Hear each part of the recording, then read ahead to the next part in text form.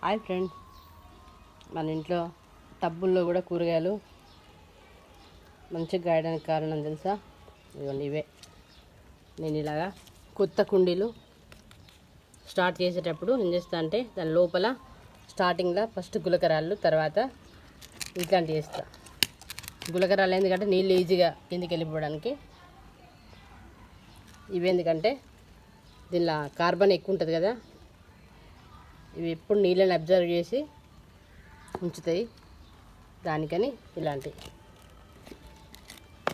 ఇవన్నీ ఒక 1 year కిందటి బాగా చీకిపోయి ఉంటాయి. మంచిగా వీలైనంత చీకిపోకుండా అవే చీకిపోతుంటాయి. మొత్తం నీళ్ళు పట్టి మెత్త అవుతాయి.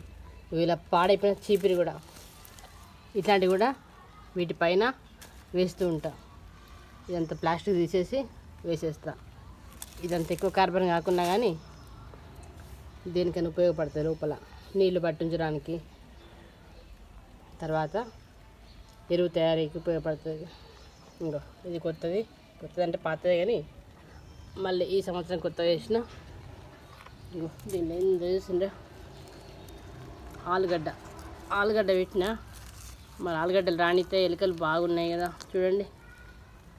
అయ్యో, దీనికి వర్షాకాలం కదా ఆలుగడ్డ మొలకలు వచ్చింది, దానికని పెట్టిన. చూసిందా?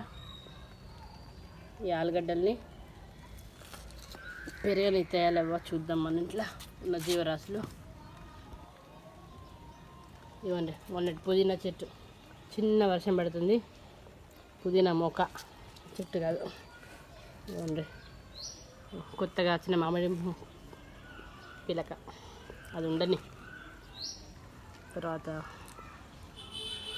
ఇవ్వండి, దీనిలో కూడా ఇట్లాంటిదే సేమ్. ఇదంటే వాటర్ బాటిల్ కట్ చేసింది. వర్షం పడ్డప్పుడు నీళ్ళు బాగా లోపలికి పోతాయి. ఇవన్నీ లోపల మినరల్స్ అన్నీ కొట్టుకపోతాయి. అన్నీ బాగా నాకు ఎందుకో మంచిగా అనిపించేది. కానీ ఏం చేద్దాం, మనకి ఇక ఇలా కొంచెం పెట్టి చూద్దాం.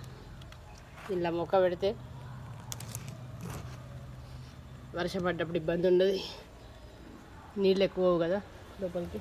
ఇవ్వండి, ఇది మాత్రం మొక్కలేం పెట్టాలనుకుంటున్నా. దీన్ని ఒక ఎరువు తయారీకి పోయేద్దాం అనుకుంటున్నా. అన్నిట్ల పంటలు వండిద్దామంటే ఎరువులను తయారు చేద్దాం మరి.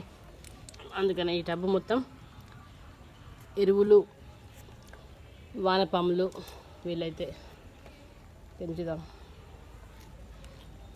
అందుకే ఇది పెట్టినది. ఇలా కొంచెం వర్షం పడకుండా ఉంటుందని పైనుంచి. ఫ్రెండ్స్, నేను చెప్పలేదా ఎంత పెద్దది వచ్చిందో ఇది కింద